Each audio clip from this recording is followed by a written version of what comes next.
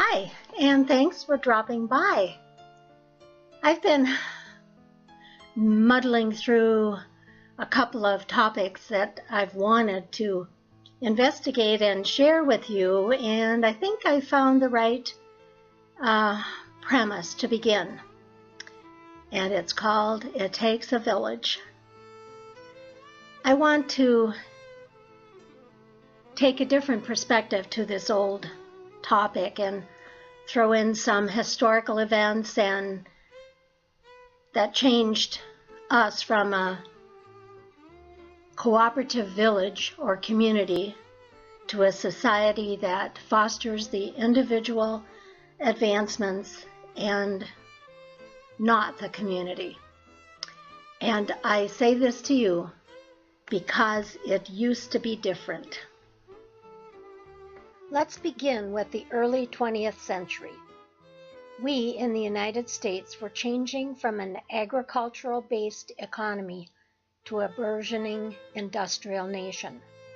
The intercession of two world wars had a major effect both on the economic basis of our society as well as the basic roots of the family, and especially the extended family.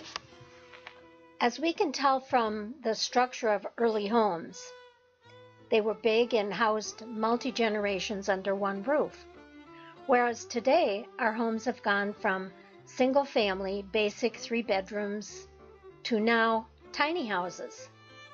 Let's look historically what may have motivated our society to move from the large homes in the farms to the small and then to tiny homes, and postulate how that movement changed our social framework and eventually to redefine the family. What opened my eyes to this gradual transitions that are often so slow over time that we don't even see the changes happening, well, that was an event a couple of years ago when a survival group that I belonged to was laying the foundation of how to develop a strategy that would promote the survival of the species should an extinction level event happen. Of course, the primary group that would ensure the survival of mankind would be the men and especially the women who are of childbearing age.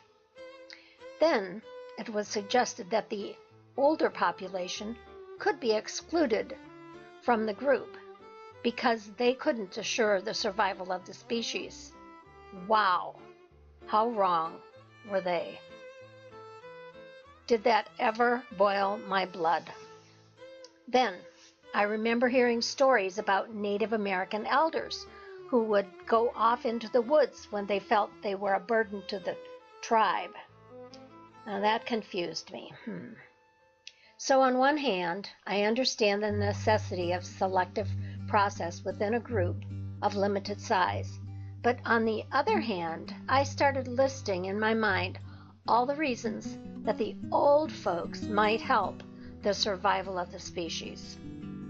Okay, so then I wrote a little story about life growing up both during the Depression, when life and happiness were threatened by nature, and the years after World War II, when our Western society began to change from the large, multi-generational home in the country, on the farm, to the rise of the idea that success was measured by independence, from the safety and security offered by the umbrella of the older generation.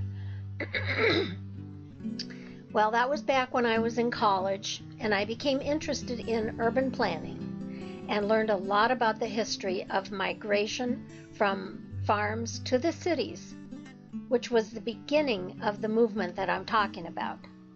But the effects were more than industrialization. It drastically affected the social structure of our society. The large farmhouse had been the center of family life back in the day. It was primarily a patriarchal society, but we women folk know it was always the mother who ran the household and controlled the social structure. Today it seems that Whoever is the master of the remote control device is who runs the roost. And the kids do that, sadly to say. Well, back to my story. First, the absence of men from the workforce in the 1940s during the war, because they were fighting and out of the country, many of them, and that necessitated women joining the workforce. Rosie the Riveter billboards enticed women to go to work in the factories, especially the munitions factories. But once you let the genie out of the bottle, you cannot put her back. That is the very event that seeded the soon-to-explode feminist movement. Well, that's not what I'm going to explore here, but I'd love to address that in a future video. Here, I'm going to focus on how the war itself expanded the hopes and dreams of the soldiers returning from war. The young man who left the farm to experience war in the trenches of battle came back a different man. He and the generations to come would never be that naive, nose-to-the-grindstone lad that they once were. I can personally relate to a similar feeling I had when I returned from spending 3 months hitchhiking across Europe in the mid-1960s. My perspective of life in the United States changed so dramatically that I could no longer relate to the upward movement on the social ladder that I had been directed at. I saw life from a different perspective, that of community, social interaction, family, and pointed directly the opposite way from materialism, social stature, possessions defining the personal and financial success of an individual. Well, my point here is that experience changes a person, and the person is never the same. So when men came back from the war, they had seen life in big cities, they saw tragedy, they met people from other cultures that gave them a new perspective about their own lives and hopes and dreams. Couple that with change from the agricultural-based society to the industrial-based society economy, Johnny Come Marching Home moved to the city where land was limited and houses were small. The Song of the Times represent that movement. And here is the song Little Boxes, written by Malvina Reynolds in 1962, when she was 62 years old. And I will leave a biography of her in my description box below because she was quite an amazing woman. So here is the song, and listen carefully to the words. I'll print them on the screen for you. Hi, and I'm really sorry, but I've been charged with copyright infringement issues using this song, Little Boxes. So I'm just going to edit it and take the song out, the recording, and I'm just going to read you the words because I think it's the words that are really important. Hopefully that will be not against the rules. So the song Little Boxes. Little boxes on the hillside, little boxes made of ticky-tacky. Little boxes on the hillside, little boxes all the same. There's a pink one and a green one and a blue one and a yellow one. And they're all made out of ticky-tacky and they all look just the same. And the people in the houses all went to the university, where they were put in boxes and they came out all the same. And there's doctors and lawyers and business executives, and they're all made out of ticky-tacky and they all look just the same.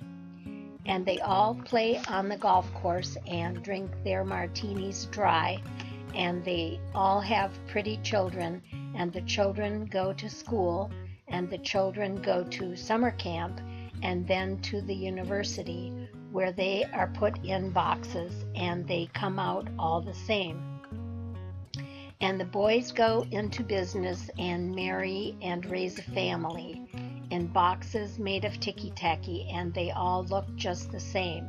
There's a pink one and a green one and a blue one and a yellow one, and they're all made out of ticky-tacky, and they all look just the same. A fledgling effort began in the 1960s to encourage communal living. Yes, I'm talking about the hippie movement. That was when birth control gave women the freedom to go beyond youth and emerge into mainstream society. And yes, I was there, Haight-Ashbury district of San Francisco in 1966, where flower children abound. And I was one who burned the bra and wove flowers through my hair. That seems so long ago. I remained in California and finished college there. And during that time that I began an interest in urban planning in my senior year of college. And I helped create the curriculum for a class at Berkeley called Innovative Residential Design for Alternative Lifestyle. Yes, the hippie commune. That was our last-ditch effort to preserve the extended family and multi-generational shared housing. And today I am happy to announce that there's a resurgence of the communal spirit in the movement of intentional communities or eco-communities based on the principles of conservation, alternative energy or energy independence, living off the grid, cooperative and organic farming, and yes, multifamily and multi-generational living. So it looks like we've gone full circle, and that's a good thing. One of the most valuable aspects of multi-generational living is the concept of it takes a village, especially to raise children. Today, with the emergence of single-parent families and mostly female heads of households, the burden of child-rearing falls squarely and solely on the mother. And what a tragedy that has turned out to be. No more family dinners where we discuss the day's events or plan for tomorrow. Today we're lucky to sit at the kitchen counter to eat without an iPad drawing our attention away from family discussion. And here I refer to my video titled, Where Has All the Passion Gone? And I'll link that below. It may take a coronal mass ejection or an electromagnetic pulse or a pole shift to shake society to its core and return to community as the only chance of survival. Yes, I could probably just stop here and say it's done, but I want to get back to the survival group and their devaluation of the older or lost generation. As you can see, my white hair and the wisdom in my eyes puts me in that latter group. I'm going to read my reply to the suggestion that older people be excluded from the survival group. It just might change your thoughts about valuing, especially respecting, that generation. And here is my story, and I called it, Those Were the Days. I was born during the middle of World War II. My father was whisked away from home to help clean up Pearl Harbor. He often talked about Schofield Barracks in Honolulu, but he eventually became part of the Fighting 69th Infantry Division and was in the famous Elba River Battle where the Allied troops met the Russian army, leading to the end of the war. During my father's absence, my mother lived in Greenfield, Iowa, with her grandmother, my great-grandmother, and, of course, her mother. And those who know me are very familiar with my great-grandmother, Evelina Brown. When my dad was discharged from the Army in June of 1945, he retrieved his little family, me, 18 months old, and my 3-year-old sister, and my mother. And we returned to his hometown, Massena, Iowa, deep in the Corn Belt in southwestern Iowa, with a population of around 500 people. Of his 6 brothers and sisters, 2 still lived in the small town, along with his mother and his father. What I remember most vividly during that time, and later visiting my cousins after we moved to the big city, Minneapolis, what I remember was the configuration of their house. They had no basement, but they had moved 2 small houses together and attached them between the front room of one house and the dining room of the other house. The dormitory-type bedroom was on the dining room side, with 2 smaller bedrooms and the kitchen on the front room side. On the dining room side of the house was a large closet with an access panel in the ceiling that led to the attic. From the opening, we kids would crawl through the cobwebs and make our way to the space between the 2 houses, where we would play hide and seek and tell stories and fly away to distant lands in our imaginary worlds. But it was the kitchen that most intrigued me. There was a sink and a drain board and a small hand pump from which water could be drawn. On the other side of the room was an ice box with ice in the top section, delivered weekly by a truck that carried the ice, and a small table that held a bucket of clean water, a tin ladle to drink from, an enamel basin, which was a large shallow bowl, and a slop bucket on the floor at the end of the counter. No bottled water, no filters, nothing but water that came out of the ground from a large pump that stood in the front yard. Tin buckets transported the water from that pump to the kitchen. Now, in the front yard was a large stump of a tree where my aunt would place a live chicken, and with a swift swing of a cleaver, she would chop off the head. The chicken would fly off the stump and hobble around the yard for a few minutes before it hit the dust. We children would be tasked with removing the feathers and plucking out the pins. I think that's what the term was. No, there's another word. I can't remember it now. The back of the house had a brick wall between the back kitchen door and the outhouse, which housed 2 holes carved out of a wood platform where one would sit to do their business. However, on cold, snowy nights, we children were allowed to do our business in the slop bucket in the kitchen, which was emptied before dawn by the grown-ups. And as gross as it may seem, I do believe the bucket of slop would be given to the pigs. The outhouse had no seat liners or even toilet paper, but hanging from a nail were square pieces of paper cut out of old Sears catalogs. Beyond the backyard was our playground, my uncle's junkyard. Yes, my uncle was the keeper of the local junkyard, from which precious metals would be gleaned and sold. It was the job of the children to take buckets and scurry the alleys and collect any bits of material of metal that we could find. I remember a jewel to find was a lead jar lid ring used in canning fruit from the plentiful fruit trees beyond the junkyard. We would be tasked also to follow the railroad tracks looking for loose spikes. Speaking of canning, all the jars of canned fruit, as well as gunny sacks filled with potatoes gleaned from the potato patch next to the vegetable garden, were placed in a fruit cellar which was next to the pump in the front yard. Now, if you don't know what a fruit cellar is, let me tell you. From my perspective as a child, it was the scariest place I'd ever been. It was identified by a large mound of dirt covered with grass. At a slight angle following the curvature of the mound was a cellar door, leading down a very steep, creaky stairwell into one small, dark, damp room. The dirt walls of this dungeon were lined with wooden shelves that held last year's crop of canned apples, peaches, beets, and other preserved foods. The cellar was a perfect food storage place because of its constant temperature of around 55 degrees.